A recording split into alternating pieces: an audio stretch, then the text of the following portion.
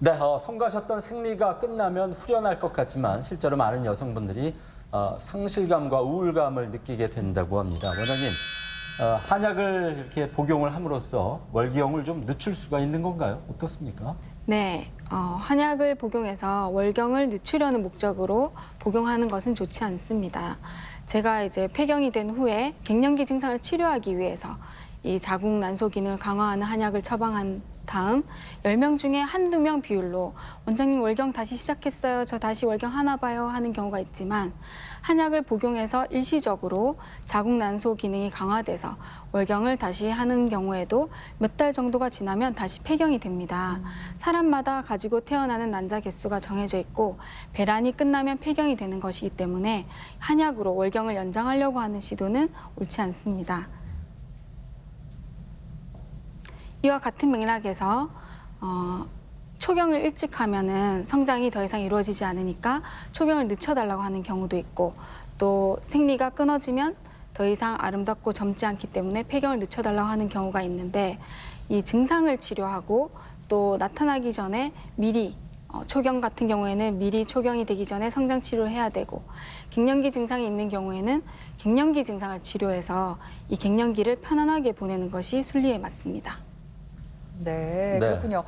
그런가 하면은 갱년기 증상 가운데 하나로 질건조증이 있다고 하셨는데 많은 여성들이 이 증상 때문에 부부관계 어려움이 있다고들 호소를 한다고 해요. 질건조증도 한방 치료로 개선이 가능한 건가요, 원장님? 네, 먼저 갱년기 질건조증이 가임기 질염과 다른 점을 살펴보면요.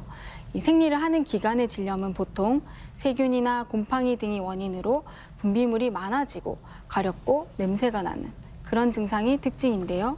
이 갱년기의 질건조증은 이와는 반대로 오히려 분비물이 적어지고 에스트로겐이 부족하기 때문에 질 점막이 얇아지고 그래서 질 내부가 가렵고 따가운 것이 특징입니다. 그렇다 보니 부부관계 시의 통증 그리고 성욕 저하 그래서 부부관계가 불편하다고 호소를 하는데요. 한의학적으로 치료가 가능한 질환입니다. 이 질건조증의 한방치료는 아까 말씀드렸던 부족한 그리고 혈, 진액, 자궁 난소를 보하는 한약을 복용하면서 또 질염이나 질건조증, 질냄새 이런 부분에 사용하는 한방질정, 한방젤이 있습니다. 이런 것을 요양제로 사용하면 좋아질 수 있습니다. 그렇군요. 이 폐경기가 되면 아무래도 이 난소의 기능에 변화가 생기잖아요, 원장님. 네네. 그러면 또 출혈이 일어나는 경우도 있다고 들었는데 네. 이런 경우에도 한방 치료로 좀 개선이 될 수 있나요? 네, 종종 그런 경우로 한의원을 찾으시는 분들이 많은데요. 갱년기, 폐경이 다가올 때 그리고 폐경 후에 자궁 출혈로 찾아오시는데 일단 폐경 후에 출혈이 있는 경우에는 먼저 산부인과에 가셔서 이런 기질적인 출혈, 이런 질환이 있는지를 살펴보시는 것이 중요합니다. 한참 생리가 나오지 않다가 갑자기 생리를 하게 되면 회춘했다고 좋아하실 것이 아니라 혹시 난소암이나 자궁경부암이 아닌지 살펴보셔야 되고요. 폐경이 다가오는 경우에는 먼저 산부인과에 가셔서 용종이나 피임 장치로 인한 것이 아닌지 살펴보시고 그런 경우가 아닌데도 출혈이 있는 경우에는 기능적인 출혈, 즉 호르몬 불균형이 원인이기 때문에 이 경우에는 한의학적으로 치료가 가능합니다. 갱년기 부정출혈로 오셨을 때 그 하열 양상에 따라 치료가 조금 다른데요.